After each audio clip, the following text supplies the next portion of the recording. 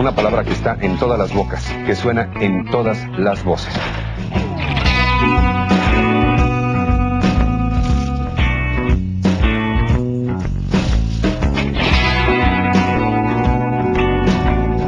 Mira, el Fobaproa es una historia terrible. Más de 100,000 millones de dólares. Más de 1 millón de millones de pesos que tiene que pagar el pueblo de México. La deuda actual son aproximadamente 700,000 millones de pesos. Si a esto le agregamos lo que ya se ha pagado, llegamos al billón.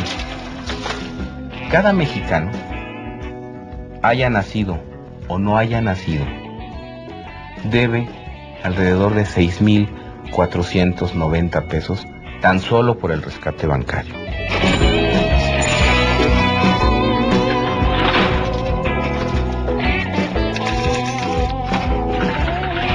En 1995 los bancos estuvieron a punto de quebrar. Las malas decisiones del gobierno de Zedillo provocaron una gigantesca crisis y quienes teníamos créditos ya no pudimos pagar.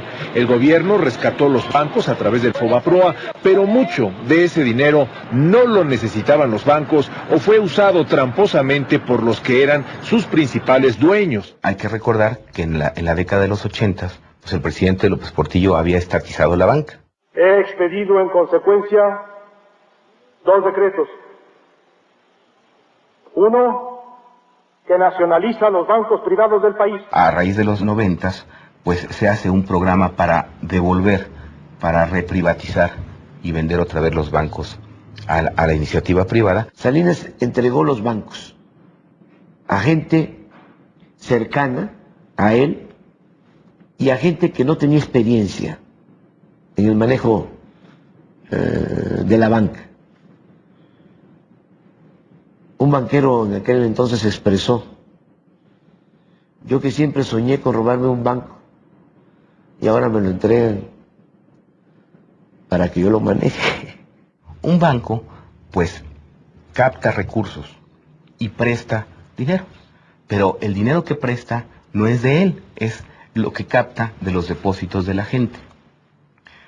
Entonces, por obligación, todos los bancos tienen que tener un seguro de depósito. Es decir, tienen que tener un seguro por si quiebran, para que haya alguien que les devuelva el dinero a la gente, porque finalmente están prestando el dinero de la gente. El Fobaproa era eso, era el seguro de depósito de los mexicanos, y era un seguro, era un fideicomiso privado que administraba el Banco de México, y que los recursos provenían de los propios bancos. El Fondo Bancario de Protección al Ahorro protege tu economía y el futuro de nuestros hijos. Fobaproa, protección al ahorro. Los bancos empiezan a operar ya como privados. Entonces le abren la llave al crédito y empiezan a ofrecer todo tipo prácticamente de créditos. Que si yo iba a comprar un banco, pues no aportaba mi dinero para comprarlo, sino simplemente le pedía crédito a otro banco. Eran créditos girografarios, es decir, el poder de la firma. O sea, nada más firmando.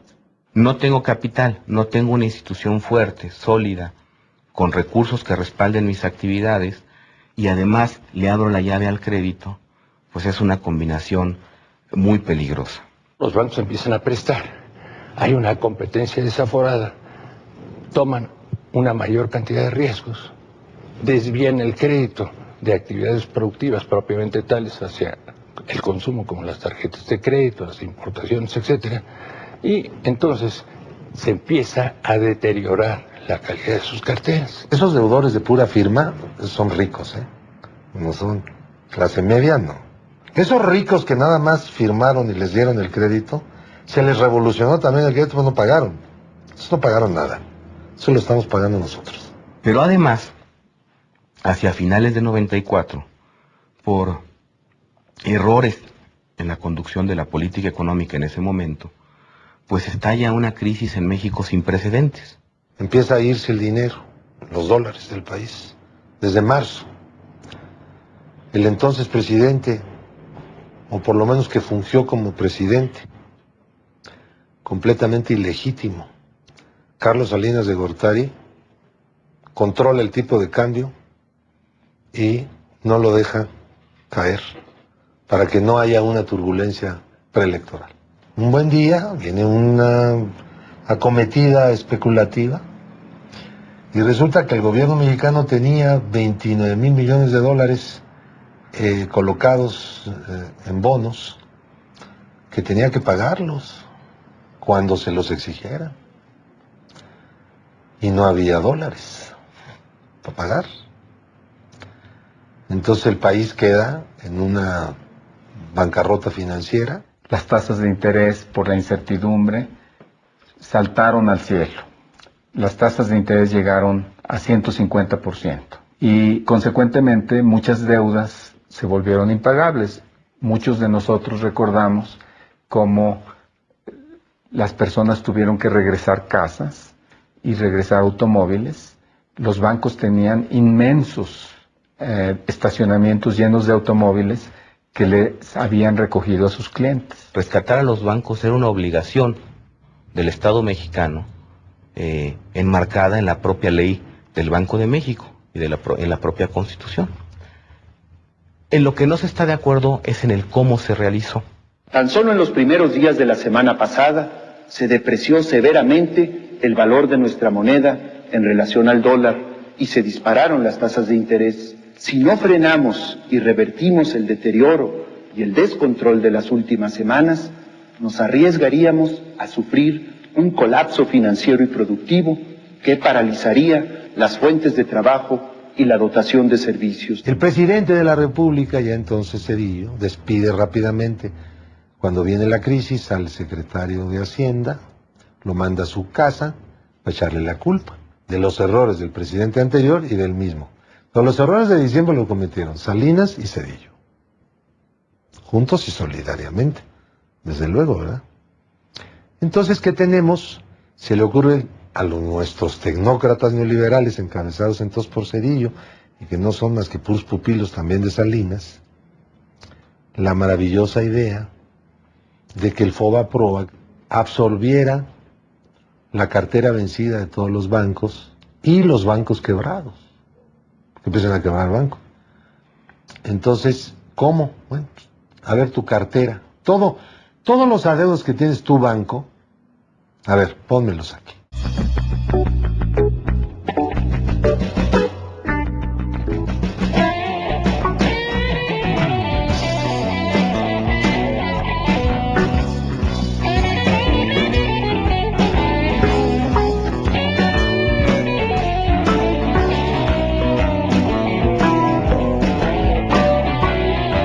Sin embargo, había otros bancos que, ya sea porque estaban bien o estaban más o menos bien, o los análisis en esa época decían que era viable que siguieran existiendo, que siguieran funcionando, el FOBAPROA concibió un programa que se llamó Capitalización y Compra de Cartera, que además, paradójicamente, es la parte más ilegal del rescate bancario. Entonces el gobierno le decía, yo te voy a pagar el crédito que diste. Nada más que el gobierno no tenía dinero. Entonces le firmó un pagaré. Esto no era obligación del seguro de depósito. Ya estaba haciendo algo para lo que no fue diseñado. Pero ¿qué sucedió? Que los bancos ponían o le entregaban, le cedían al gobierno, pues la cartera más emproblemada y más chatarra que tenían en términos populares, así se dice, la cartera, la que no valía. Así, muy pronto, y con la mayor desvergüenza, comenzaron a meter al FOBAPROA todo tipo de créditos incobrables, basura y chatarra para aprovechar la buena disposición de pagarlos. Un ejemplo sucísimo fue el de los créditos relacionados, es decir, créditos que los banqueros desde sus bancos se prestaban a sí mismos como empresarios y que empezaron a inflar monstruosamente la panza enorme del FOBAPROA. ¿Cuánto debe? Correcto. Pues yo tengo en mis cifras alrededor de 120 a 150 millones de dólares. Esas son las cifras que yo tengo de lo que es adeudos. Los únicos dos procesos penales por los que estoy sujeto son, uno, un crédito que le dio Banpaís a una empresa de aerotransportación para comprar unos aviones y que estos aviones no existían y que la empresa no existía. ¿De quién es esa empresa? Es una empresa nuestra. ¿Usted se prestó solito? ¿De su propio banco? Del propio banco. ¿Usted, banquero, se prestó? No, yo no me empresario? presté. Pasó por los cánones que tenía que pasar, por el Consejo de Administración, por los comités de crédito. Sí, pero todos eran sus cuates. No sabíamos de qué tamaño era esto, porque no habían dado información. Y empezamos una lucha para que nos informaran cuánto debíamos sin saberlo. ¿Me entiendes? Como pueblo, pues. La pregunta que se ha hecho insistentemente en este recinto el día de hoy, yo la retomo. ¿A cuánto ascienden el día de hoy los pasivos totales brutos del Fobaproa, ciudadano secretario? ¿A cuánto ascienden los pasivos al día de hoy del Fondo Bancario de Protección al Ahorro, conocido como el señor Fobaproa? Lo que se tiene que hacer es aplicar la cifra de 552,000 y multiplicarla por la tasa de interés promedio por los meses que han transcurrido. Me limito a reiterarle la pregunta que se ha formulado en reiteradas ocasiones. ¿A cuánto ascienden, señor secretario, al día de hoy los pasivos del Fobaproa? Se ha dado la totalidad de la información que necesitan ustedes. No se trata de venir aquí a hacer un circo. Si usted no sabe cuánto debe o no ha hecho bien el cálculo, le voy a prestar esta computadora para que en el tiempo de mi intervención haga los cálculos que usted requiera. Señor secretario, pues si no hace calculadora, aunque sea que sea lápiz.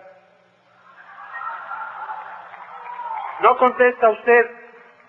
No contesta. Tenemos un secretario de Hacienda irresponsable, porque ni contesta preguntas ni responde de sus hechos. Y en 1998, ahí mete como que no quiere la cosa Zedillo 2 iniciativas, con toda la idea de que los diputados no se dieran cuenta que estaban aprobando. Y era la liquidación del Fobaproa, es decir, vamos a desaparecerlo, vamos a crear dos organismos.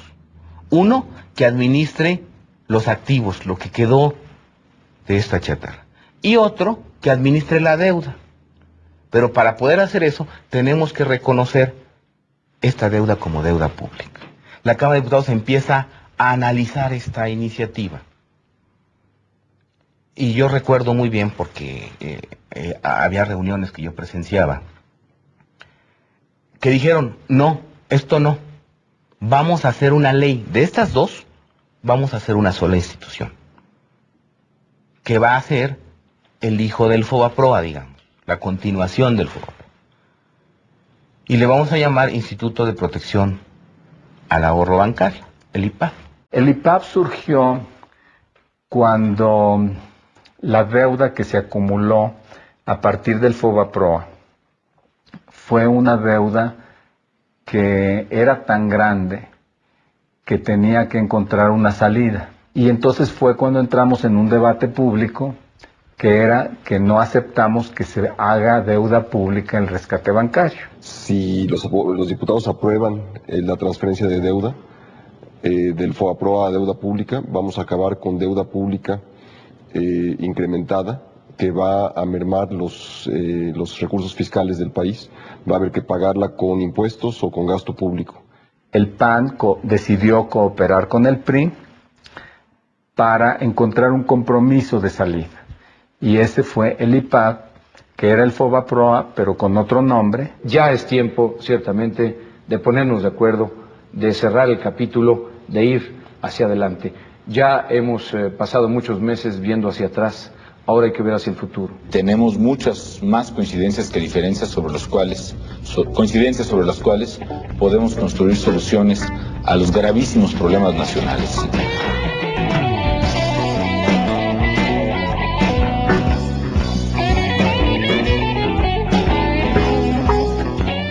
Y el PAN, como Calderón se lo hizo saber muchas veces directamente a López Obrador, dijo que los mexicanos no iban a cargar con esa deuda porque era inconstitucional. Ese era el planteamiento del PAN y de Felipe Calderón.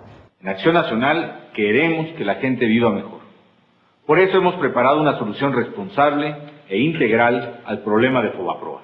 Evitaremos los abusos de quien sí tiene con qué pagar y no lo ha hecho. Repentinamente aparece Vicente Fox en spots de televisión conminando a los diputados a aprobar el Fobaproa. Juan y María pidieron prestado para una casa. Hoy ya no pueden pagarla. El PRD exige que no ayudemos a nadie, por lo que muchos deudores perderían sus sueños. Nosotros los panistas queremos resolver ya esta crisis bancaria.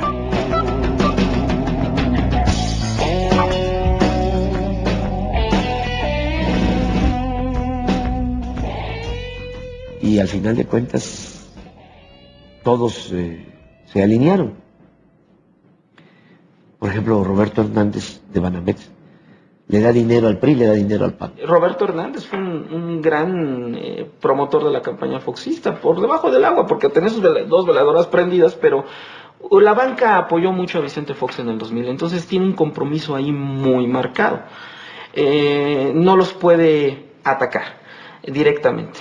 Perdería mucho apoyo, y de hecho el PAN podría perder apoyo para la próxima elección. ¿El director del Banco Nacional de México está de acuerdo que quien la hizo la pague?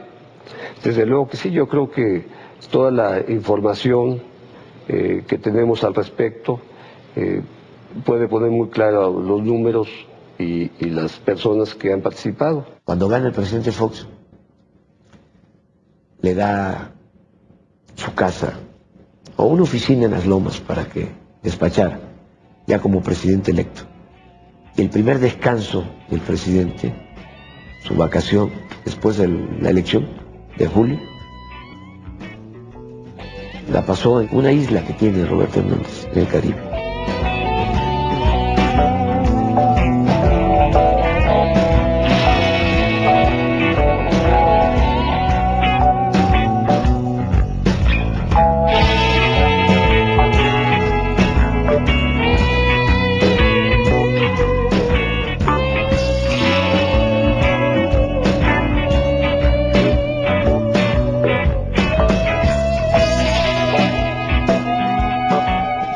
Compañeras y compañeros, me extraña que el PRI no salga en la defensa del Ejecutivo, sino sea el PAN quien salga en defensa del atraco y del despojo del pueblo de México.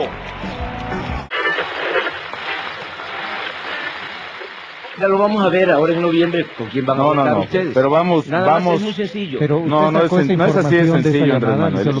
Sí, a mí me habló el señor Gurría y me dijo, ya hay un acuerdo con el PAN, básicamente, para resolver el asunto del Fobaproa. Y ustedes acordaron con el gobierno resolver el asunto del Fobaproa sin castigo a los responsables y sin que estén las auditorías. A ver, nosotros no vamos a aprobar el Fobaproa, Andrés Manuel. Bueno, primero los panistas y los priistas en la Cámara de Diputados hicieron una ley, la ley del IPAF, en donde obviamente pretendían sepultar, enterrar el asunto del Fobaproa y con ello enterrar los crímenes contra la economía nacional y los crímenes contra la economía popular, y entonces crearon la ley del IPAF. Los dos partidos políticos que representan los intereses del gran capital financiero y bancario pretenden legalizar lo que a todas luces ha sido ilegal. Los legisladores del PRI rechazamos la culpabilidad que quieren imputar a mi partido y a mi gobierno. Con tal de hacer el debate más importante de esta legislatura, a espaldas de la población, no se dudó en agendarlo precisamente hoy, Día de la Virgen de Guadalupe. Tal vez con la esperanza de que el fervor religioso de nuestro pueblo va a impedir que se entere de lo que se pretende consumar en su contra. El PAN no ha hecho aquí más que una cosa: hacer viable el proyecto más antipopular de pasarle al pueblo toda la deuda del Fobaproa. El instituto, la estructura, desde el punto de vista legal, financiero y económico, constituye la gran alternativa que ninguno de ustedes tuvo la imaginación ni siquiera de contemplar o prever. Se dice, ya no tenemos frente a nosotros los pagarés del FOBAPROA. Bueno, nada más se le cambiaron de nombre al instituto, las obligaciones están allí. No es nada más cambio de palabras o cosmetería o maquillaje del escenario. Estamos hablando de 100,000 millones de dólares. A lo mejor la cantidad no dice mucho, pero para que se entienda mejor, se trata del saqueo más grande que haya habido en la historia de México desde la época colonial. Prominentes políticos panistas como Diego Fernández de Ceballos, Vicente Fox y otros más están vinculados con manejos turbios de la banca. Y aquí el tema central, vuelvo a insistir, aunque parezca reiterativo, exactamente. Aquí el tema es, ¿van a aprobar el dictamen con el PRI a principios de noviembre sobre el FOBAPROA, sí o no? No. Sí. Ah, perfecto, ya no. está. Ya le dijo que no. Ya, vamos. A nombre del Grupo Parlamentario del Partido Acción Nacional, vengo a hablar con razones, con argumentos a favor del dictamen y del proyecto del decreto por el cual se propone la creación del Instituto para la Protección al Ahorro Bancario. Tenemos la gran oportunidad de empezar a resolver una crisis que se ha vuelto permanente y que pone también, desafortunadamente, en duda los avances políticos logrados en los últimos años. En su voto favorable al proyecto de decreto está la respuesta del bienestar del país. Muchas gracias. Ocurrió lo que muchos nunca hubiéramos querido que ocurriera. Acción Nacional como el convalidador de lo que el propio Acción Nacional, el propio partido, dijo una y mil veces que estaba fuera de la ley, contra la Constitución. Resulta inadmisible que quienes apenas ayer tachaban de inconstitucional la contratación de esa deuda, hoy, con algunas modalidades, pretendan avalar este grave ilícito. Todo ello con el propósito de que el pueblo mexicano pagara la totalidad del quebranto bancario. No podemos sino cuestionarnos, ¿qué fue lo que recibió el PAN para suscribir tamaño compromiso? ¿Qué beneficios inmediatos o a mediano plazo va a recibir por esa traición? Se pide a la Secretaría abra el sistema electrónico por 15 minutos para proceder a la votación en lo general y en lo particular del proyecto de decreto.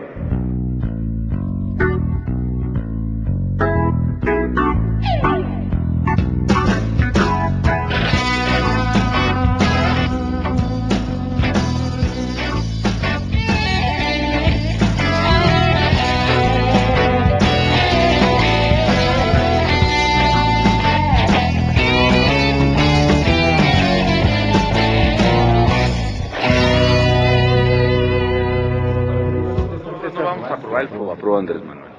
325 votos en pro, 159 en contra y una abstención.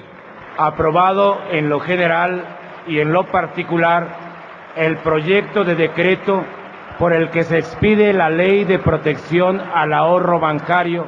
El gobierno tenía en promedio que salvaguardar 1,000 pesos por mexicano. ¿Cómo es que por salvaguardar 1,000 pesos acabamos debiendo 6,500? Pues no me ayudes, compadre. ¿Dónde quedaron los otros 5,500? Pues evidentemente en los bolsillos de los banqueros o de muchos funcionarios. Dice Jorge de la Rosa desde Texas, se llama, dice, ¿por qué no confiesas? ¿Por qué no reconoces que tú fuiste uno de los que aprobó el FOBAPROA? Pues porque yo no era diputado, pero además porque yo no lo creo. Es un peligro que pudo ser atenuado precisamente a través de un mecanismo para proteger los ahorros de los ahorradores. Calderón se presenta como un político exitoso al frente del PAN. No menciona deliberadamente un dato clave de su gestión. Cuando el 12 de diciembre se aprobó el FOBAPROA. cuando se convalidó ese saqueo que los mexicanos seguimos pagando, que es algo que tampoco menciona. Se escabulló Felipe Calderón.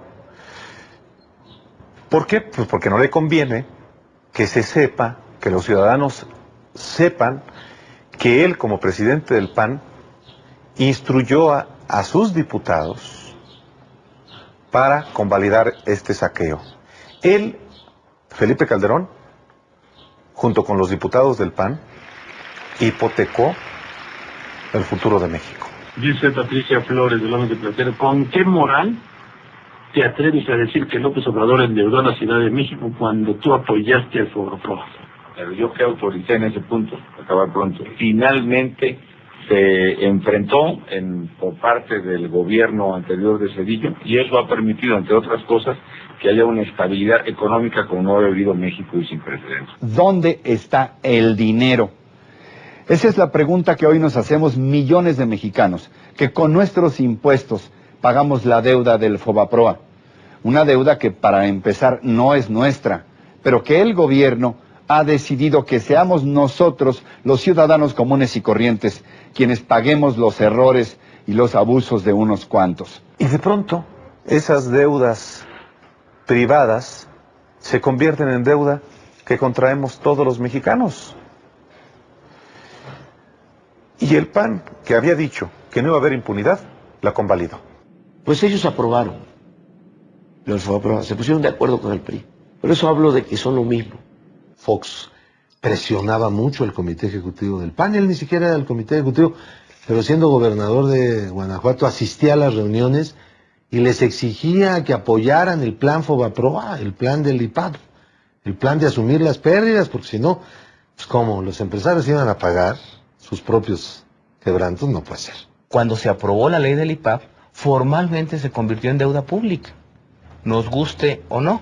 Por eso el PRD se oponía tanto. No se oponía al rescate, pero se oponía a la forma como se había hecho, y además lo que quería era revisar todo el rescate. ¿Ustedes creen que es poca cosa que los diputados del PRI y del PAN hayan aprobado el FOBAPROA, que son 100,000 millones de dólares, que es una deuda que vamos a heredar a 2 generaciones? Pasa el tiempo, y en el 2001, cuando viene este escándalo de la venta de Banamex, me llega a mí el Bank Report, así se le llamó a los reportes estos de banco, y claramente leo que Banamex no requería de apoyos gubernamentales. Aquí lo evidente es que los accionistas de los bancos y los grandes deudores fueron los verdaderos beneficiarios del FOBAPROA. Es el caso de Banamex, que luego fue vendido a Citigroup en 120,000 millones de pesos. En esa época se le compraron algo así como 18,000 millones de pesos, que ahorita nos cuestan casi 100,000 por los intereses, cuando el banco no lo requería. Y lo que es lo principal es que se actuó a tiempo y se actuó con responsabilidad, con oportunidad. Las acciones que tomó el gobierno federal a través del FOBAPROA justamente fueron encaminadas a preservar el ahorro de los mexicanos, a preservar el aparato productivo y a preservar el nivel de empleo.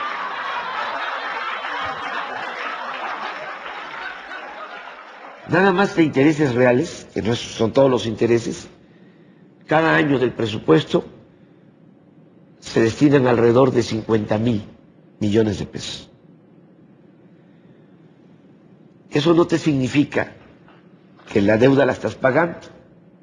La deuda sigue siendo de 80, de 90,000 millones de dólares. Estamos hablando nada más del FOBAPROA. Los que en realidad fueron salvados, pues fueron los dueños de los bancos, que mantuvieron su posición en los bancos y que al cabo de varios años, pues fueron vendiendo esos bancos a nuevos dueños. Y lo que estamos haciendo ahora es integrarnos a un campeón global, a un campeón mundial. Vendieron el banco en 12,000 millones de dólares y no pagaron un centavo de impuestos. Pero con algo más grave, que el banco se vendió en 130,000 millones de pesos. Bueno, los apoyos que en su momento le había dado FOBAPROA al banco, ascendían aproximadamente a 73,000 millones de pesos. O sea, el banco valía eso porque el gobierno lo había ayudado. Además, otra cosa reprobable, todo el patrimonio cultural de Banamex, casas coloniales, pinturas, todo esto se iba a Citigroup. Entonces nos parecía absurdo, escandaloso, ofensivo, y todavía sin pagar impuestos. ¿Cómo te lo explico? Si en vez de que Citigroup comprara Banamex, Banamex hubiese comprado a Citigroup, si hubiese sido al revés, en Estados Unidos tenían que haber pagado mínimo un 30% de impuestos. Es decir, por una operación de 12,000 millones de dólares o de 120,000 millones de pesos, tenían que haber pagado alrededor de 30,000 millones de pesos de impuesto. Entonces, que cuando estaban queriendo cobrar el IVA en medicamentos y en alimentos, calculaban que iban a obtener 40,000 millones. Y nada más esta operación significó la condonación de impuestos por 30,000 millones de pesos. Vamos a crear una comisión de la verdad. Estamos hablando de transparencia. La transparencia, sí, la transparencia es una regla de oro de la democracia. ¿Cómo no vamos a saber los mexicanos por qué convirtieron deudas privadas de unos cuantos en deuda pública? No con ánimos de venganza, sino queremos saber, sí, la verdad. ¿Qué sucedió? Del Fobaproa se ha hablado mucho. Hay opiniones en contra y opiniones a favor. Aunque algunos lo ven todo negro, lo que tenemos que aclarar es que sin la protección al ahorro, sí nos las veríamos negras. Actualmente se le destinan al IPAB entre 30 y 35,000 millones de pesos al año. Con eso, duplicas el presupuesto de la Secretaría de Salud, por ejemplo. Pues vendieron los pagarés del gobierno. Que decir pagaré del gobierno es deuda del pueblo, que el pueblo debe, pues, para que se entienda. Está claro que hay intereses políticos mezclados, pero México es más grande que todo eso. Seamos positivos, protejamos el ahorro, porque México no se puede detener. Y ya se llevaron el dinero a su casa. Pero son miles de millones de dólares por la venta de esos bancos. Hicieron el negocio de la vida. Nunca nadie había hecho tan buen negocio en la historia de este país, basado en puros ilícitos. Era mi deber actuar con toda decisión para enfrentar la emergencia. Así se hizo y nunca lo lamentaré. Los grandes corruptos del pasado, del presente y del futuro rendirán cuentas. No habrá para ellos borrón y cuenta nueva. Yo me comprometo a promover ante mi partido y los diputados de Acción Nacional a entregar el número que abre la entrada a la información del Fobaproa. Hemos decidido, los diputados de Acción Nacional y los diputados del Verde Ecologista, el traer aquí para que frente a toda la nación entreguemos aquí a Ricardo Rocha, para que si se juntan los otros 3 números clave para entrar a las listas del Fobaproa, se pueda realizar. Oiga, señor, se ha dicho mucho que la clave del Fobaproa que usted entregó en el debate, en el reciente, en el último, no era la verdadera, que fue más bien como un espectáculo para quedar bien. ¿Sabía usted que no era la verdadera o cuál es el fondo de esta situación? Ese sobre lacrado me lo entregó mi partido, yo lo entregué y lo puse en manos de Ricardo Rocha el día del debate. Una presidencia de la República con valores éticos que olvide la reglita de oro, donde cada presidente protege al anterior. Un informe realizado por la Auditoría Superior de la Federación indica que 80% de los ilícitos del rescate bancario quedaron impunes por omisiones o dilaciones de las autoridades fiscales y la Procuraduría General de la República. Este órgano fiscalizador recomendó al Ejecutivo Federal indagar las posibles faltas administrativas de los funcionarios públicos en el caso del Fobaproa. Al respecto, el vocero de la Presidencia, Rubén Aguilar, aseguró que la Presidencia acatará esta recomendación. Como todas las observaciones que hace la Auditoría Superior de la Federación, o todas las recomendaciones, en este caso particular, pues el gobierno, en lo que corresponde al gobierno federal, las asume y hará caso de las mismas. ¿Y qué hace el Ejecutivo Federal? Establece una controversia constitucional para evitar que a los bancos se les reduciera su pagaré. Yo lo entiendo de parte de un banco, pero no lo entiendo del presidente de la República, que debe de velar por el interés público de los mexicanos. Hoy no hay una sola persona, un solo responsable del FOBAPROA que esté en la cárcel. Mira, bancos quebrados, banqueros ricos.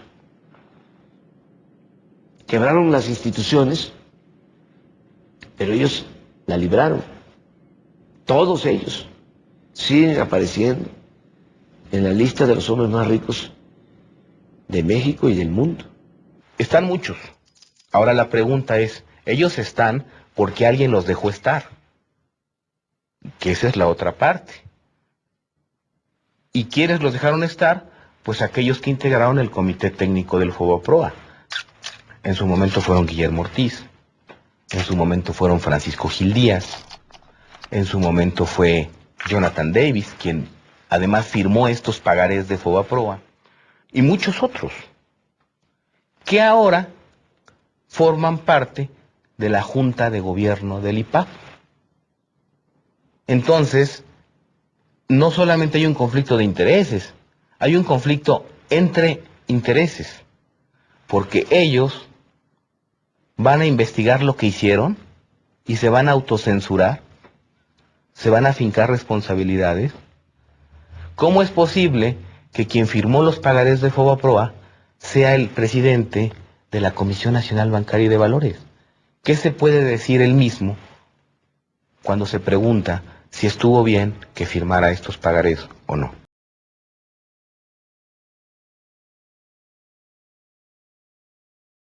El gobernador del Banco de México es Guillermo Ortiz. O sea, él fue subsecretario de Hacienda con Salinas. Fue cuando entregaron los bancos. Luego, como secretario de Hacienda con Zedillo, rescató los bancos. Y ahora es el gobernador del Banco de México.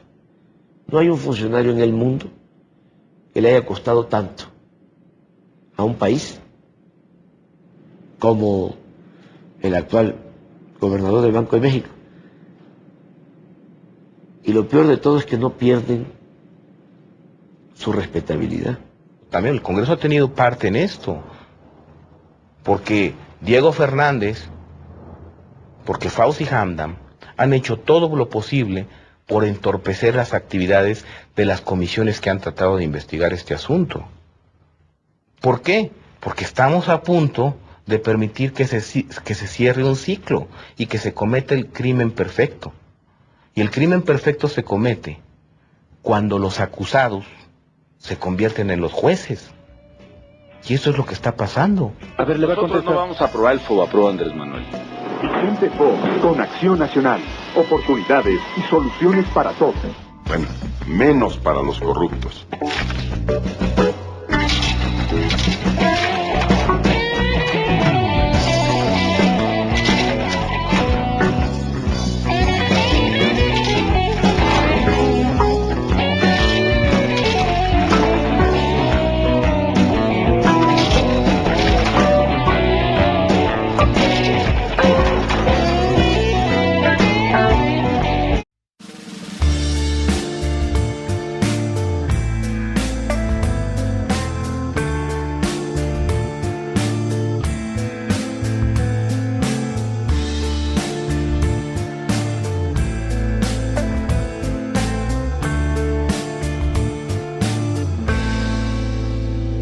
Cuando era chico quería ser como Superman, pero ahora ya quiero ser diputado del PAN o del PRI o del PRD.